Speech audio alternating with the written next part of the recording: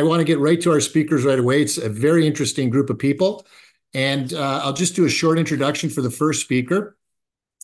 That's Margaret Capes. Margaret retired from 30 years of practice as a legal aid lawyer. She taught at Western Law and acted as counsel at Western Student Legal Aid Clinic and its Mediation Center. She served as staff lawyer and executive director at Community Legal Assistance Sarnia. She currently teaches at Lambton College and the Community Law School with a focus on social justice issues and social welfare laws. She is also currently the co-director of the Deer Haven Center for Social Justice, a public policy center with focus on social welfare issues. Okay, Margaret, you're our first speaker. No pressure. Over to you. Thanks, Rob, and for the invitation to be part of this great panel. I'm from the Sarnia-Lambton area, and just a little bit about our involvement. About 18 months ago, the Community Law School became involved with the folks that are unhoused neighbors in our community. Our mission is to provide public legal education to folks in all parts of the community. And we wanted to reach the people that were living in encampments, woodlots, and such. And so we put a big focus on that work in the last year and a half or so. And our main goal is to make sure people who are precariously housed know about their legal rights, particularly in relation to the Charter of Rights and Freedoms and the Human Rights Code in Ontario. And we do that by doing weekly walks around the community, delivering outreach kits that include information about some of those items, legal items. And we also spend time with folks one-on-one. And, you know, our work over the years has involved a lot of workshops in various settings around the community. I find that these interactions are more one-on-one type workshops where we talk to folks about their activities that week and what they've encountered with the police and public officials and neighbors in the community and such.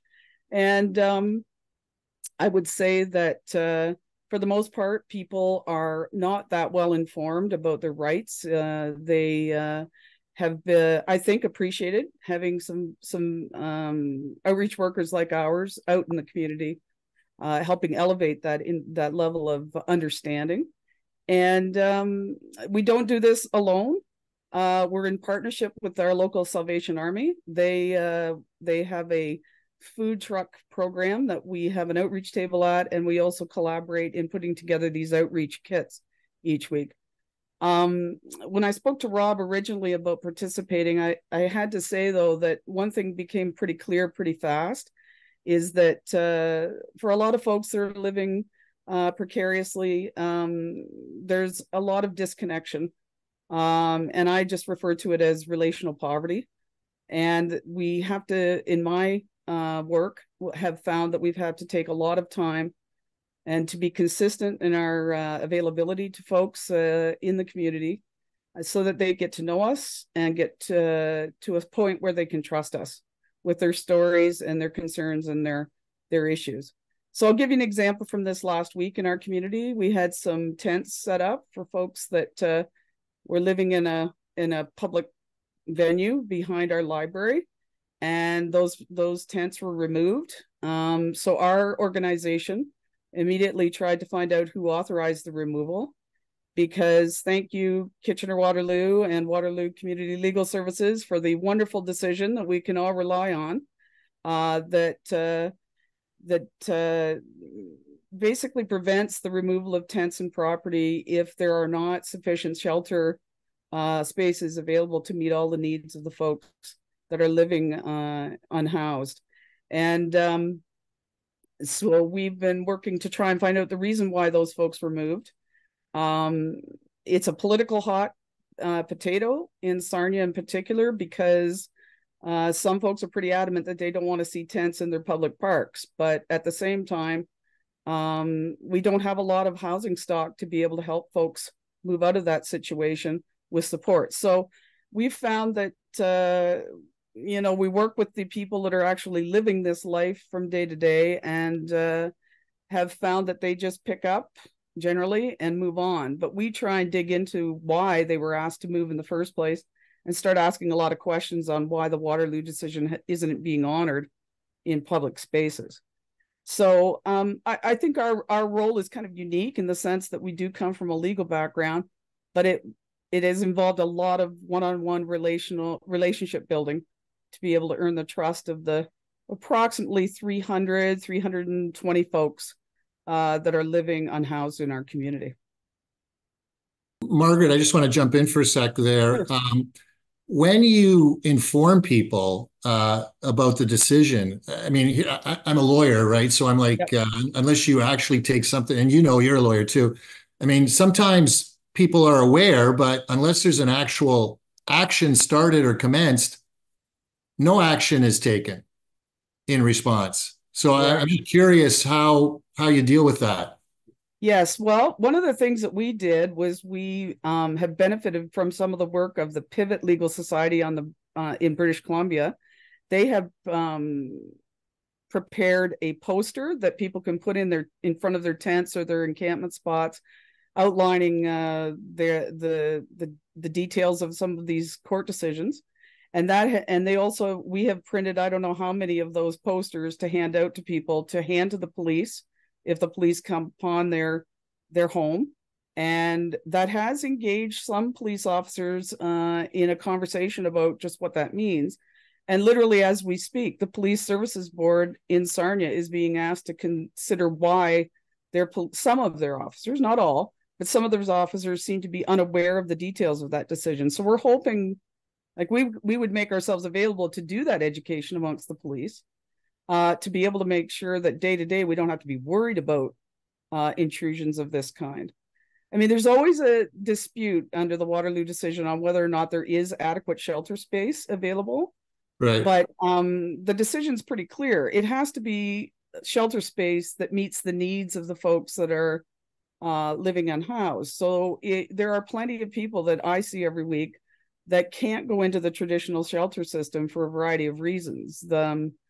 The number one that I hear is if they're actively using, and then they've potentially been banned from our local shelters in the past. Right. And also if they if they want to go in as a family, we have no family units really available. So, and that's exactly what the Waterloo decision says. Until we can have low barrier shelters available, you can't move these people off public space.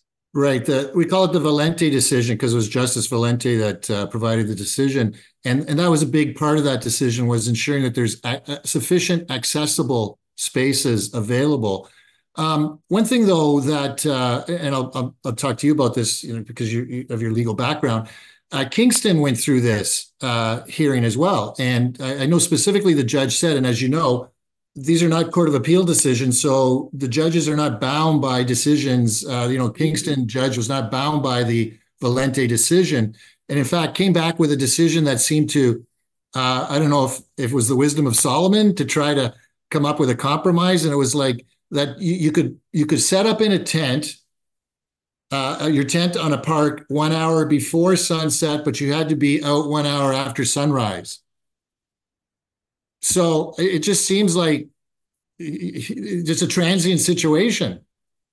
I would say there are folks on this panel that can speak to this issue exactly much more eloquently than I can, but I can tell you a person that's being asked to move over and over and over like that, day after day after day, that level of instability is not getting us anywhere. We keep saying we want to help folks get traction in their lives. How do you do that? By asking them to be adhering to sun up and sundown rules. Right. So I agree with you that they're sort of equal in terms of binding nature, but the province hasn't chosen to appeal any of these decisions. So I guess we can use the ones that work, right? So yeah, I just feel that it's a beyond a legal issue when you're asking people to move constantly with all of their property. Definitely, the human rights housing is a right issue. I just want to point out in the chat, I see a comment from an Andrew Thomas, states the county continues to state, and I think he was referring to Lambton, Yes. to state that there is enough shelter space available in Sarnia. Some councillors have jumped on this, and that is their argument for removing the tents. I'll just conclude by saying this. That was similar to what was going on in Waterloo Region. The position was that there were sufficient spaces for everybody that was there. It took an application. It took a cross-examination on affidavits Yes. for that information to be reconsidered, I'll say. And so sometimes, unfortunately, it seems like that's the way it's going to have to be. And I see Mayor Guthrie's just pointed out, thank you, Mayor Guthrie, point out the Kingston case is now under appeal. So it'll be interesting to see what happens with respect to that as well. Yes. Okay, Margaret, thank you very Thank you. much for being on and sharing your thoughts.